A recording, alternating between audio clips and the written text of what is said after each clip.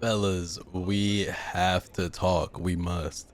I just got back from Evo 2025 and I had a chance. Actually, I was lucky enough to get my hands on Marvel Tokon. Here's some footage of me and Dyphone playing. We had the chance to run some sets, and I'm not gonna lie, I love the game. It feels amazing. Like it passes the eye test. I'm a big Marvel fan, by the way, speaking on this. So if you're not a Marvel fan, of course, it's probably not gonna hit as hard for you. But for me, I love the game visually. I love the new designs. Like it has like a little bit of like hints of anime with like a comic book finish. Like it just feels really good to look at and also to just pick up and play. Also, real quick, shout out to my buddies over at Arxis that can make this happen. I appreciate you guys. I was dying to play the game, so I'm glad I actually got a chance to get my hands on it and some good footage for you guys. But let's talk about some of the characters actually. All right, so I'm gonna talk about Star-Lord first. He was like who I was most excited for, just because like I played Marvel Rivals and he was like one of the characters I was really playing. Like I was like maining Star-Lord. It was actually really cool to see him in a fighting game. So, uh, Star-Lord, he's more like a pressure. He has good pressure all arounder. He has a bit of he has a very unique twist to Star-Lord, which I think is really cool to see in this game. But he has an eight-way air dash. He can use it to like just move around the screen or like try to go for mix-ups and whatnot. um, and the uniqueness of him came through his trait, I want to call it, but I think they called it a unique skill. His unique skills was really interesting. So he could cycle through four different elements. He had light, which was basically just your typical beam or beam across the screen. He just like shoots a beam of light across the screen, does damage, right? Earth, which upon activation it would put like a rock shield in front of him, which would block projectiles, and then he would shoot a projectile of his own. He doesn't need to block a projectile to shoot one. Just for clarity. He had fire, which it was like a big fire orb. You could probably see me using it in some of the footage here, but I'm doing like jump back fire orb. But basically, the fire orb is like a real slow fireball, and you can use it to for like meaty setups if I could find something for that, or like pressure, or if it hits, you could just find a combo off of it. I think I find a combo later on in the clips here, but just real cool and just real different. And last but not least, he had ice. I think ice was the most unique and interesting one to me. So after getting the ice buff on your unique or your trait or whatever you want to call it, he would then shoot like a beam of ice, and it freezes the opponent, which would cause a restand. So you could use it like to start a combo. You could do like ABC freeze into run up ABC launch, do my combo, finish the combo. Right, cool. That was pretty interesting. But what I thought about doing, I didn't really get a chance to because I was really just swapping back and forth between all the characters. But it seemed like he had like a situation where he could do like a really long combo, and like the combo. You guys probably seen the combo meter and whatnot already, but you do like a really long combo and then you freeze him at the end of it before the combo drops, just to get the restand to then do like a left-right mix-up because he does have an eight-way air dash. You can still call assists. Like you have a bunch of stuff you could do. So that seemed like something interesting that I haven't really gotten to try, but I will as soon as I get my hands on the game. But yeah, that's pretty much all for Star-Lord right now, but I could gush about this character more. I just don't want to spend all video talking about him. So now, next character I want to talk about, this is going to go a little bit quicker because I put a lot more time into Star-Lord than I really did a lot of the other characters, but I still have a bit to say about the other two or other three that I got to play. So Captain America, he's more of like a rushdown character, but he kind of feels like a rushdown all-arounder, kind of almost in the sense of Star-Lord, but he doesn't really have like the same movement capabilities. But with that, he actually had access to a parry, so you could like parry projectiles and parry stuff on the screen, and he could also throw a shield of his own. Also, his unique, where he was able to like throw the shield and interact with it, he can like kick the shield back across the screen after it bounces, so you don't actually have to hold the shield. You can just like throw it and keep it on the screen if you wanted to, which I thought was really cool, and it allowed for some like really like thought out. You could think of some setups already without even like having the chance to really grasp or play the game much. I'm already thinking of ideas and stuff like that, so I think that's really cool that he had things like that.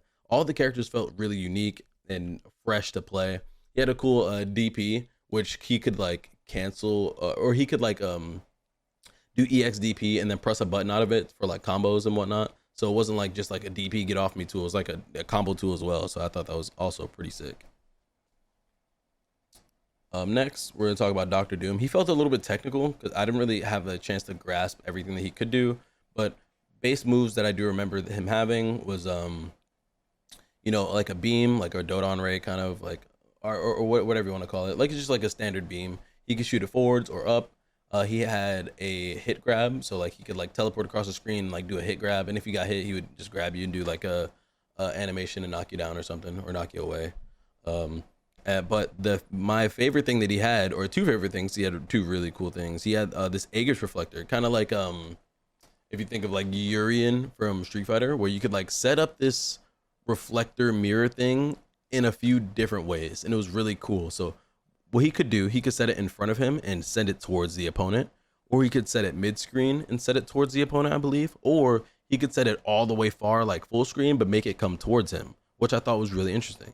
It kind of created situations to where you could do like a start of a combo, right? You could do ABC launcher, ABC knockdown, call an assist, and then call the Aegis reflector behind your opponent that's like falling away from you or getting hit by the assist back into the Aegis reflector. And then once the Aegis reflector hits them, it'll knock them back towards you so you can then finish the combo.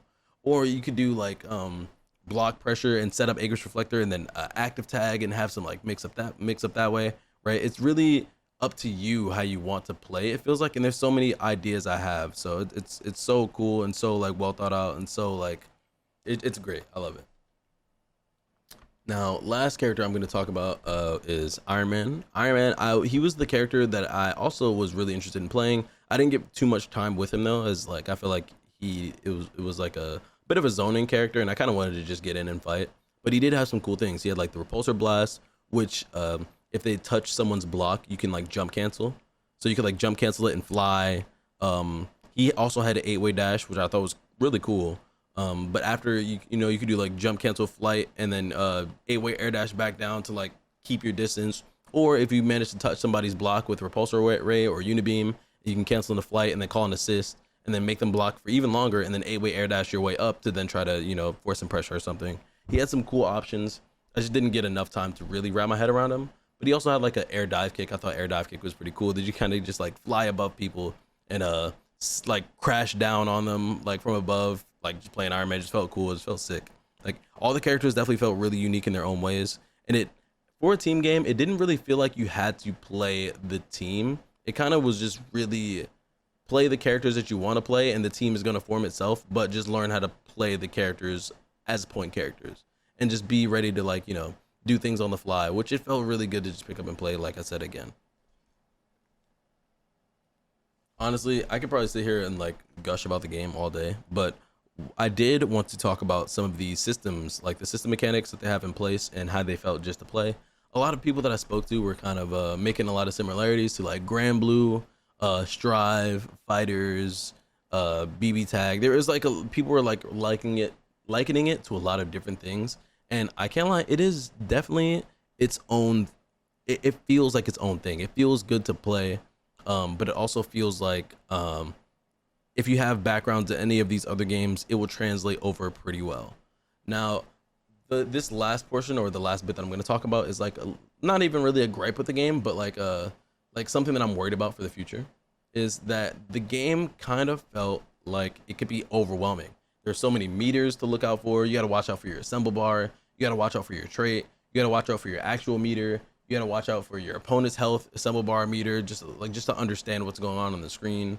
And also your character placement matters, right? Like if you're playing Star-Lord Point and you swap him into the the horizontal or second slot, then he does a certain assist. And you have to remember that, hey, I swapped Star-Lord into slot 2 or slot 3 or whatever. So you have to remember what your characters are being swapped into and what they can do while they're in these positions. It's not something that's going to be easily like figured out, and it is going to take some time. But I just think it's something that can be overwhelming. But it does, like I said, still feels easy to pick up and play. So it's not something that needs to be on like the front running, like the main thing you need to think about regardless. But all things considered, definitely was a really fun time. Again, thank you to Arxis, and just enjoy the rest of the footage, I guess, if there's any left. I think I've been talking for like 10 minutes, but I appreciate you guys for watching. I'll catch you guys in the next one. Y'all take it easy. Peace.